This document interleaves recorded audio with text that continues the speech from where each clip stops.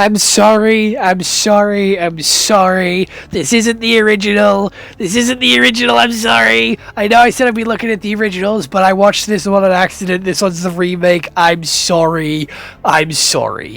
Alright, so because it's October, because it's spooky month, we are taking a look at some spooky movies. We took a look at Friday the 13th yesterday, the original, and we took a look at Nightmare on Elm Street yesterday, and we're taking a look at Friday the 13th today. Jason Voorhees, the man, the myth, the legend, the only one of these horror characters to make it into multiverses before it died.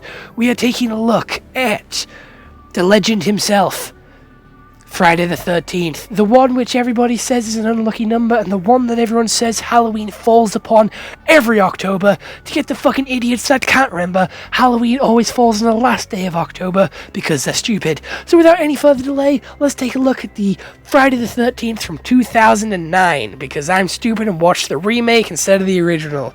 So this is a horror crime, which is 1 hour and 37 minutes, has a 5.5 out of 10, a 26% on Rotten Tomatoes, and a 4.8 out of 5 on Arrow. What the fuck is Arrow? Whatever. You can watch this on Paramount Plus, YouTube, Sky Store, or Now TV. A group of college... What the fuck are collegians? The fuck? College students decide to spread the weekend at Crystal Lake, which proves fatal for them. They then come across the deadly and vengeful Jason Voorhees, who is waiting to kill them. So, again, like most horror movies, we have the starter kill at the start of this movie, but this one is a little different, because this time it's a camp full of kids. They're straight up camping in the woods. Jason comes in, kills them all pretty violently. He cooks one in a hammock over the campfire. He stabs the shit out of another. Pretty sure he rips another one in half. He does a lot of fucking brutal shit. But yeah, basically his mum died, and I'm pretty sure he drowned and comes out of the water because lightning struck the water. And then he came back to life and he went on a fucking killing spree. And now there's a new group of college kids who are staying in the lake house. And Jason doesn't like that, so he's got to go and kill them all. He cuts the power and is killing them all one by one, killing them in brutal ways because they're leaving. They're going to the hot tub. They're going out to the garage. They're getting fucked up one by one with Jason and his knife. And we have Danny, which I was shocked. The girl that plays Emma Frost from the DC Arrowverse universe, Caitlin Snow, is in this movie. And I thought that was sick as fuck because I haven't seen her in anything else. So I was very excited to see her in this, and she is a phenomenal actor, but this is where she started from. Okay, so it isn't perfect, but it's still good.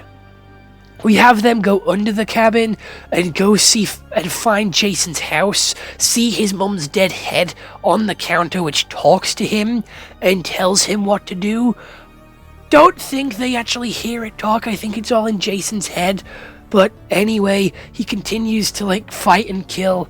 They then trap him under the water, and I think he dies again by drowning, which is fucking wild to me.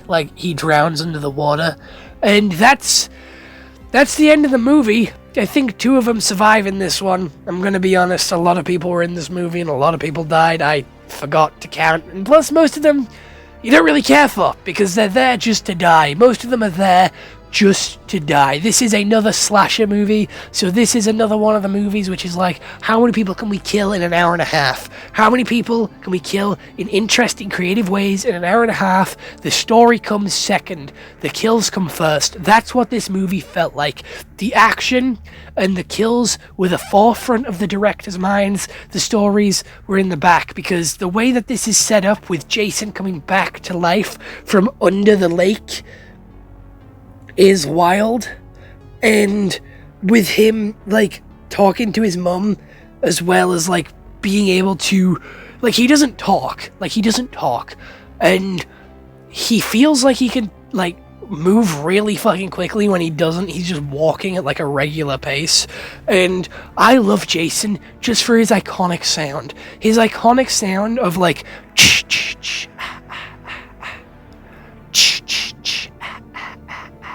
that is such a fucking goated sound and gives me fucking goosebumps every time I hear it. It is so fucking good.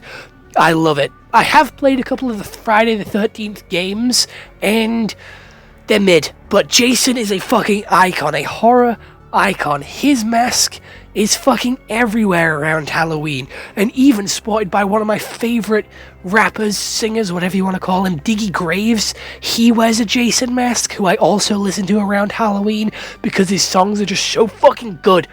Halloween is just such a fucking good time. I'm gonna be honest, I love Halloween. It's so creative, much more creative than Easter and Christmas. Like, a horror movie can take place and do whatever the fuck you want. Halloween is just so fucking creative, and it's so good. I love being creative, and I love it to see like creative shit. So I love this one. Gonna be honest, some of the deaths were kind of stupid.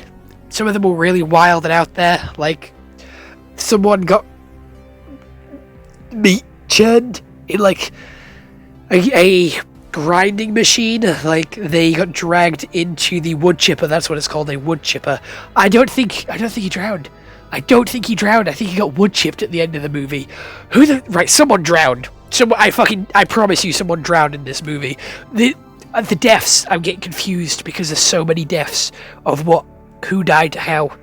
I know someone gets stabbed in the face, and I know they're all hiding in the like cabin, and none of them want to go outside because they're scared, because they know someone's out there, but they don't want to sit inside either because obviously then they're just like an easy target of sitting ducks.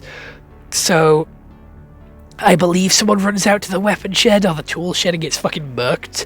Like, there is just so many people in this movie, and like, you don't really care for any of them because they're all college kids who are basically just dickheads anyway. Like, most college students, I'm saying most, not saying all, please hear me out on that, I'm saying most, not all, are dickheads. And here in this movie, they are also dickheads, and they are obviously being wild, and again, they're in the woods, they're not really bothering anybody other than Jason. They're having a good time, and you know, they're getting fucking popped off one by one. And for 2009, I think the blood and the gore is mediocre. I think for 2009 we can do better shit, because back in like them times, I swear Davy Jones is being animated, and that was fucking brilliant. And I'm pretty sure we had animation on General Grievous's face as well, which was also fucking peak back around the early 2010s. If not before then, which is around this movie, like the late 2000s. And then we have like shit like Transformers coming around this time as well. So like we had some great animation and CGI.